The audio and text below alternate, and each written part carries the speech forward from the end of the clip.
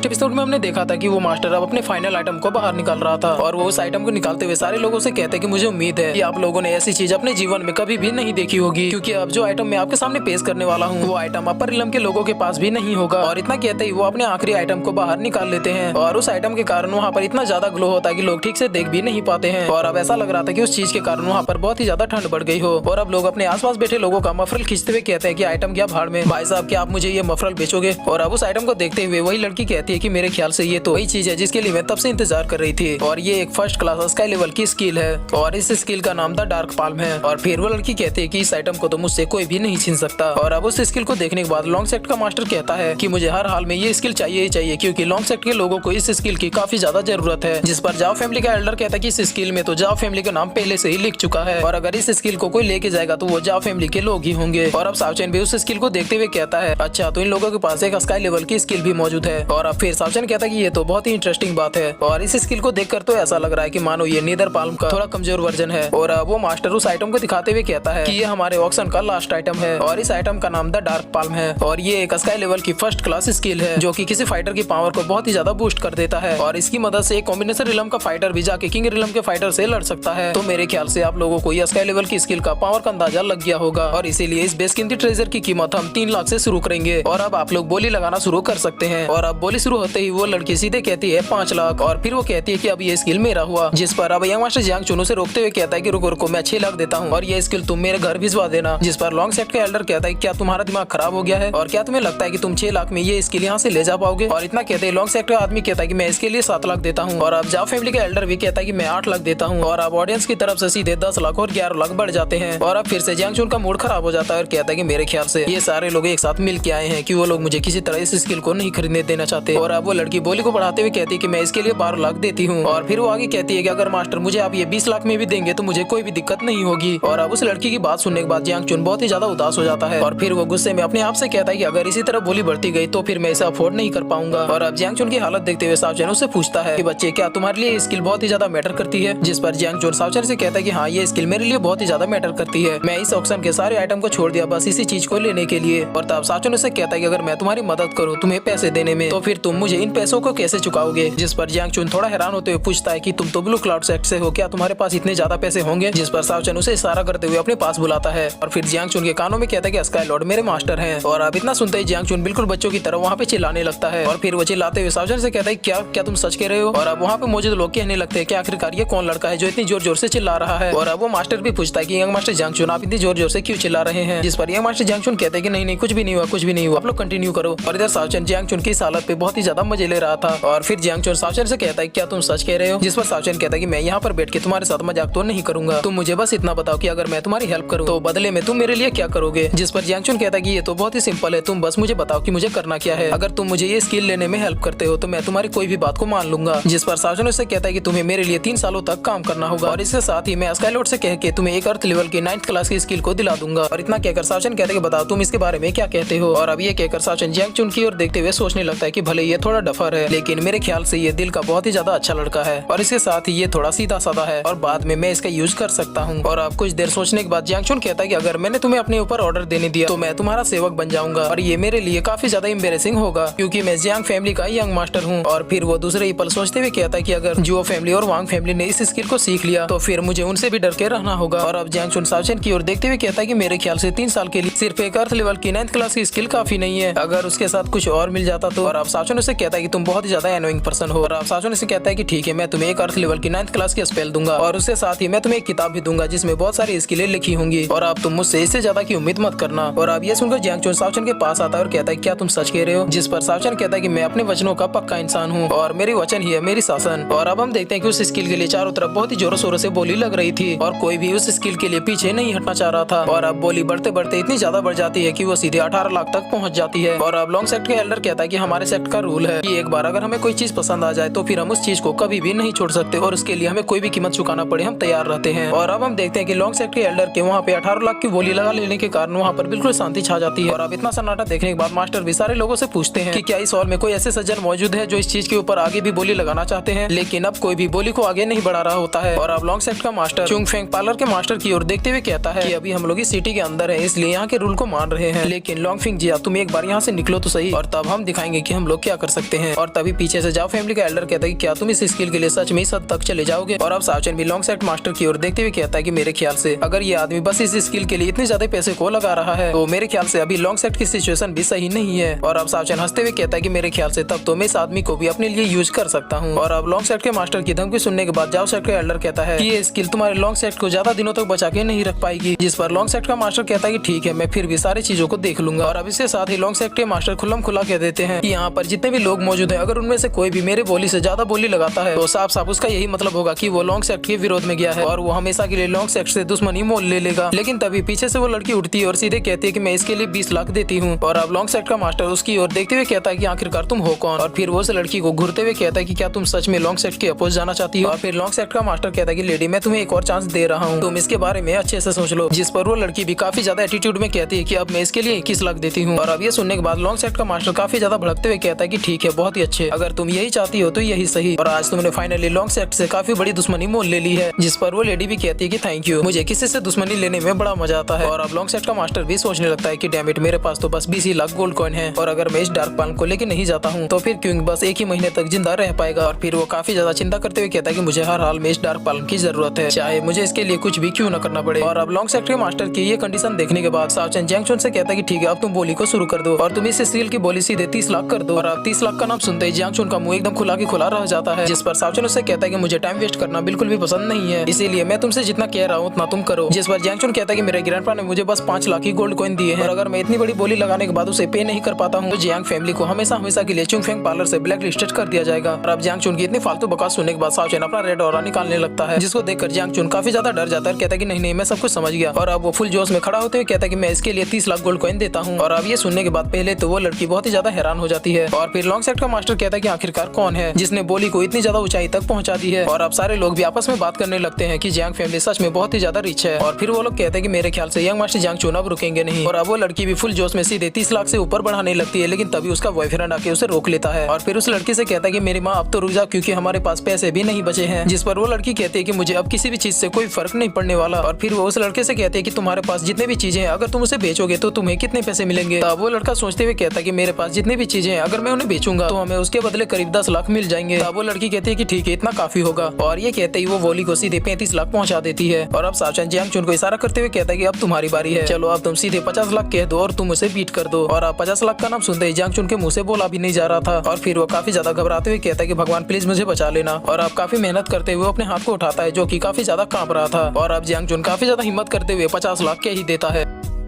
और फिर इसी के साथ ये एपिसोड यहीं पे खत्म होता है।